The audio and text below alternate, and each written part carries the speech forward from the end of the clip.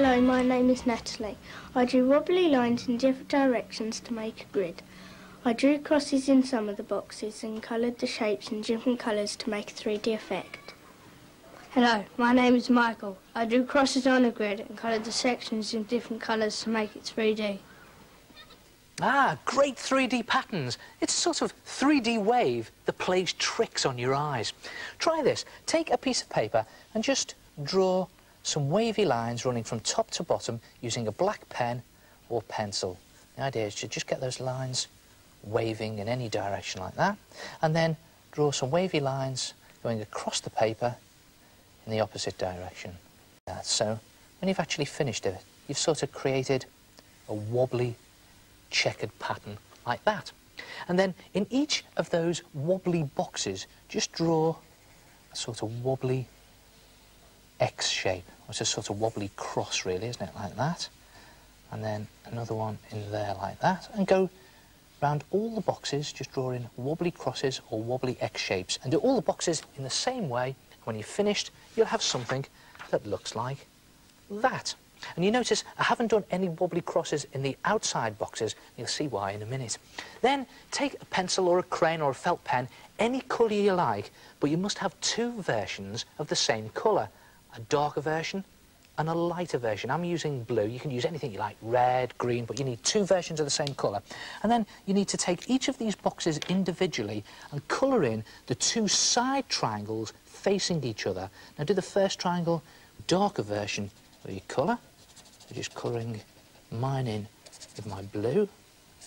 If you used green, you'd have dark green in this triangle. And then the other side triangle facing it, I'm going to do my lighter blue, like that. And then the triangle at the top, I'm going to leave white. And that bottom triangle, I'm going to colour in with the black pen I used to draw the thing with in the first place. So I'll just repeat that for you. It's the two side triangles with a light and dark version of your colour. The top triangle is white and this bottom triangle is black.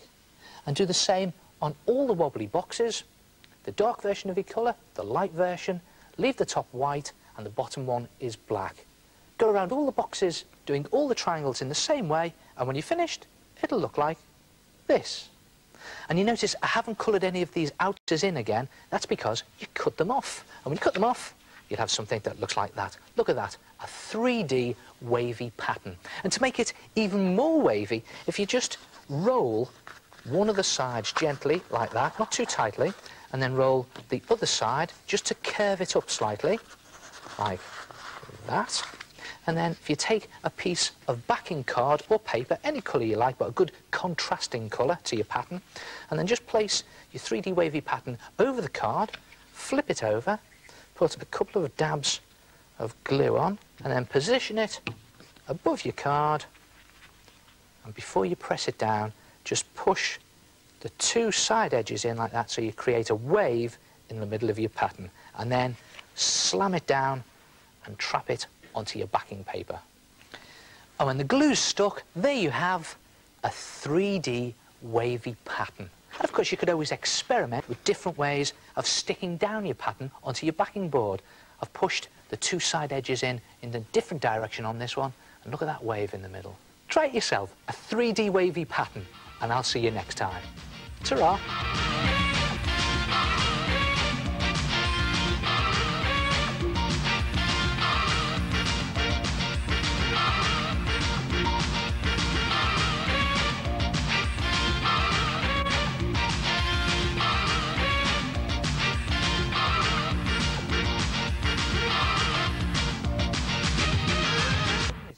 And there you have some zigzag peaks and troughs that run from the top of your paper to the bottom of your paper. And then the traditional messy bit. Here we go. Take 3 different coloured bottles of poster paint and take your first bottle and just gently squeeze a line of paint across those zigzag folds, and another line across the folds, and again, and do about 5 lines going from one side of the paper to the other. You don't want thick lines, so move your bottle quite quickly, and then take another colour, and this time go diagonally across the paper. There it is. I'm just squeezing gently to get a nice thin line out and moving the bottle nice and quickly. And then take the third colour and do the same again in the other direction.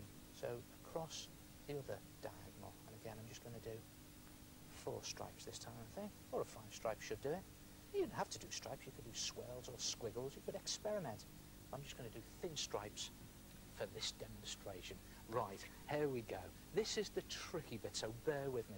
You have to just push in those zigzag folds back on themselves like that, nice and slowly, to trap all of that paint inside those grooves. And then just pick it up, keep it nice and level, and just gently squeeze the paint. I can feel it all squelching in there.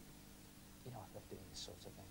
And then just turn it round the other way and squeeze it gently. Not too hard, otherwise you'll find it all flies out and hits you in the face. And just squeeze it gently in there, nicely together. And then gently and carefully place it down and watch this. Open it out again. Whoa, look at that! That is one fantastic zigzag paint attack. Isn't that a brilliant effect? And then you just put it to one side and let it dry. Not bad for a mess, eh? An artistic mess. And when it's dry, just turn it over and take some glue and just put a dab of glue down each of these side strips, just very carefully, otherwise all your paint might crack off, so do it very gently. I'm just doing it quite quickly to show you. Take another piece of card or paper as a backing card, this time a different colour, and just before you mount it, just place it above the backing paper and just gently squeeze it together so it just raises a bit in the middle, and then press it down like that. Keep your fingers there until it's dried, and when it's dry, lift it up, and there you have a zigzag paint attack that's well and truly mounted. I'll just move that around so you can see that effect. Isn't that brilliant? And of course, you can square the paint out in any way you like, swirls, squiggles, and you can even mount it in a couple of different ways. What about this? I call this a fan mount, and you just squeeze the edges of the zigzag folds together, glue them in position, and then just fan it out and mount it on a sort of diamond-shaped piece of card. Well, it's just a square turned sideways, isn't it? And what about this? If you pull those two side folds together, or the side strips, and just glue them to like that, then you have this sort of 3D effect that stands up by itself. I think that's a brilliant effect. What do you think? Yeah, try it yourself. A zigzag paint attack. Oh, what a fantastic way of using good old paper and paint. Zigzag fold your paper, squirt on your paint, gently squeeze it together, open it and let it dry. Oh, do us a favour, put some newspaper or something down first so you don't make a mess. Do you want to see my zigzag and paint picture?